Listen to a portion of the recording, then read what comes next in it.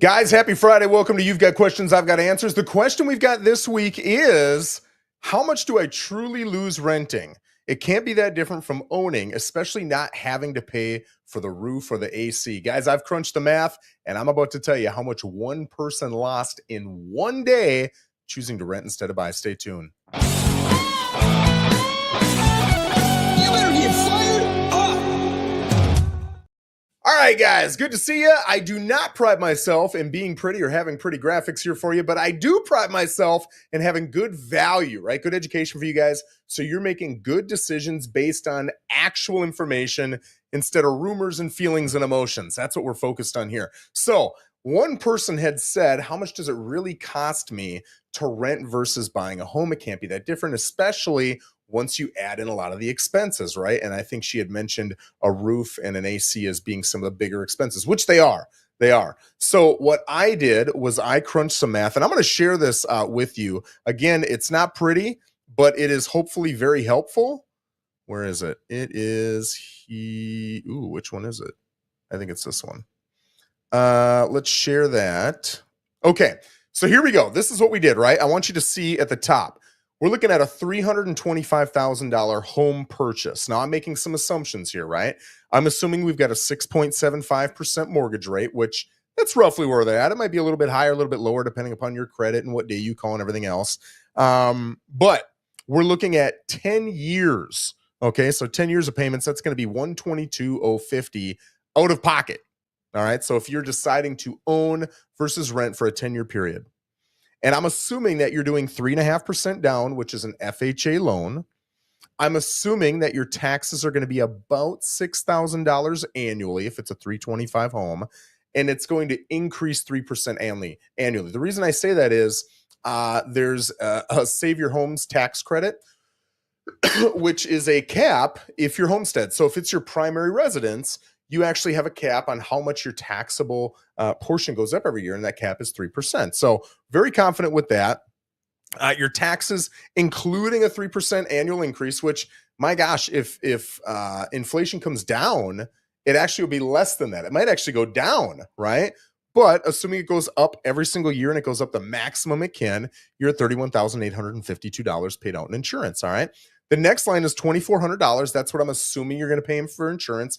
It could be higher or lower depending upon, do you have an old roof? Is it got a pool? Is it, whatever. But I'm making an assumption on most $325,000 homes that I sell. $2,400 is probably right around the average insurance premium that I'm seeing. I'm also assuming that that's going up with inflation at roughly 3% a year. So that's going to cost you $12,741. I'm sorry, this is 5 years, not 10 years. I was just crunching this math in my head, and I'm like, that ain't adding up. It's 5 years. Okay. So now we go to the pay down on a mortgage over 5 years. What do I mean by the pay down on a mortgage? I don't mean what you've paid towards the mortgage, because we set up here, you're paying $122,050. And so you see here, this is a different number.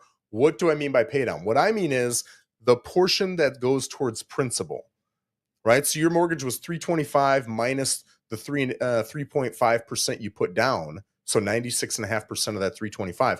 That's what you owe on day one, but you've paid it down $43,333 over 5 years. Okay, so that's built up equity. When you go to sell it, assuming prices haven't gone up a lick, you're already up $43,000 just because you paid down that mortgage. Whereas when you rent, there's no paying down of anything. You're paying the landlord's mortgage down, but you don't get any benefit from them. The landlord does. You get nothing. When you leave, you just get your deposit back, and that's assuming they're nice enough to give it back and you haven't damaged anything. So now let's look at the next line, appreciation. Okay, so this is assuming a 4% annual increase, which is actually lower than what we've seen over the last 50 years on average. That 4% annual increase in appreciation would increase the price of your home from $325,000 up to $395,000, $412, an increase of $70,412. All right, so after 5 years, you would have had $178,000 out of pocket and $113,000 in equity, which would have totaled a $64,273 loss. Now you would have said, well, holy smokes, Joe, that's a big loss. I don't want to take on that loss. Okay, well, let's see what renting does, right? Because that's a big loss too. So I'm assuming $2,800 in rent. Why would I assume 2,800? Because that is your rough payment with taxes, insurance, principal, and interest on a 325. Okay. So if you want to argue, hey, I can find a rental for cheaper, that's a whole different conversation. But if you're saying if the payment's the same on this house versus this house, which one is more intelligent, then we have to look at a $2,800 payment. Now, if you want to take it down to 2,500 or up to 3,500, whatever, I mean, you can just change the price and the numbers and everything else and run the math. But I'll tell you, the math is going to come out relatively the same. So I'm assuming that this rent is going to go up 3% annually, which in all honesty, if price of homes is going up 4% annually, you're probably going to see rents on average go up roughly the same. Okay. But I wanted to be very conservative with this, favoring renters as much as possible. So I said 3% annually. You're going to have paid out $178,000 over the span of just 5 years. Okay. Now, I'll tell you, over the span of 5 years, most people aren't going to have major maintenance issues. A lot of those maintenance issues are fixed at the time of purchase. However, you could have maintenance issues, but as a renter, you shelled out over $114,000 between equity and the growth of your home and price and paying down your landlord's mortgage and all those things looked at. You're $114,000 richer. You've got more net worth as a homeowner in 5 years than you are as a renter. So you could have a doggone roof go out. You could have an AC go out. That roof could be expensive. It could be 25 grand. There are roofs that are 12, 15, 18 grand. Forget those, 25 grand. There are ACs that are $7,000, $8,000. Let's say it's 10. That's 35 grand. And let's say you got another 15,000 of, I don't even know what there would be. But I really want to impress upon you the fact that renting makes no sense. So let's just throw another $15,000 expense in a short 5-year span at these homeowners. That's 50,000. And we're not even saying that you've got a more high value home, which you would if you had a new AC and a new roof and 15 grand worth of whatever repairs or updates. Your home's going to be worth more. But let's say it's not. All you're getting is the appreciation of 4% a year. You're not getting any additional value because of your better amenities. Even with that 50,000, you're still $64,000 richer being a homeowner than you would being a renter. And if you read the description in this video, it said, I want you to read how one person in one day with one decision lost $114,113. What's sad is I see this decision being made every single day. And there are reasons that you want to do it. There are reasons that you unquestionably want to rent. And there are situations where I would tell you to rent. The biggest one is if you're going to live in a place for 2 years or less, rent. I've ran the numbers 13 different ways to Tuesday, and I've never seen a situation where it makes sense to own if you're going to live there for 2 years and sell. If you're going to live there for 2 years and rent it out, that's a different scenario. But if you're going to live there for 2 years or less and sell, rarely does it make sense. It makes sense numerically to rent.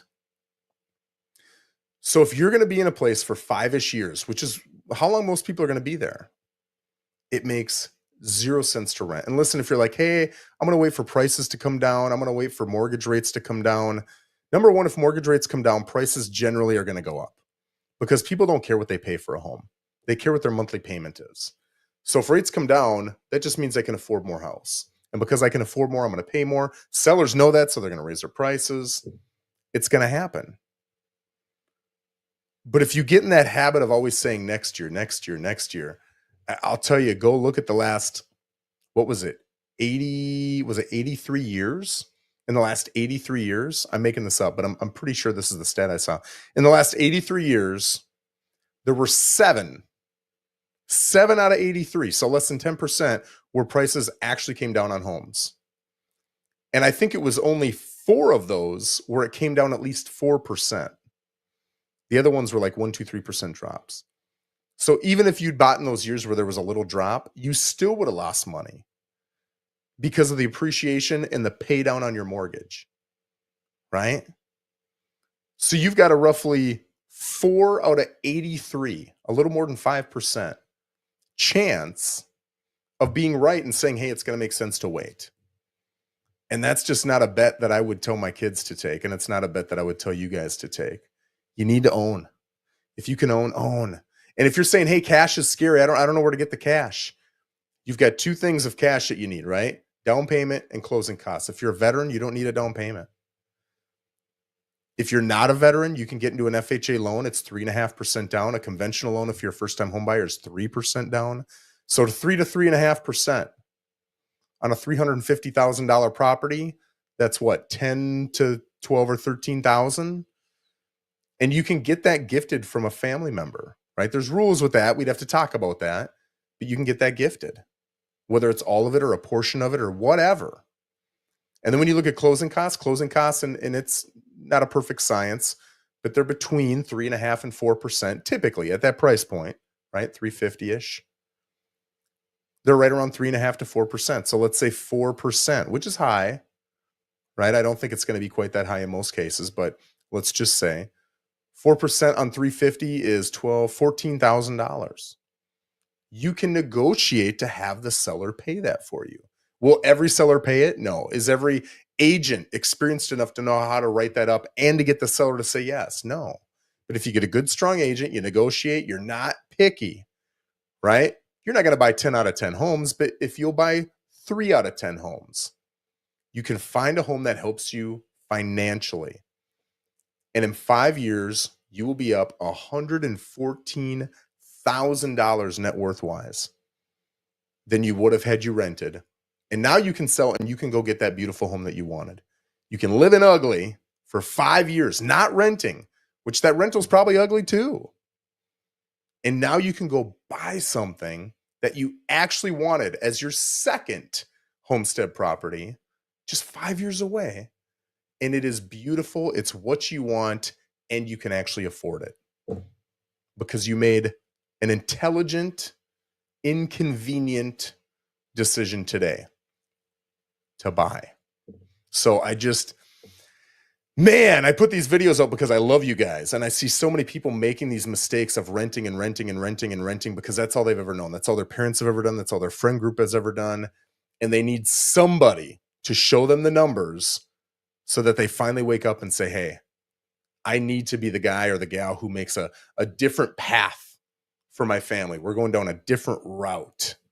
And that route is towards wealth. And one way I'm going to make that wealth is by owning a home instead of paying for somebody else's home that they own through rent. And that's going to be you.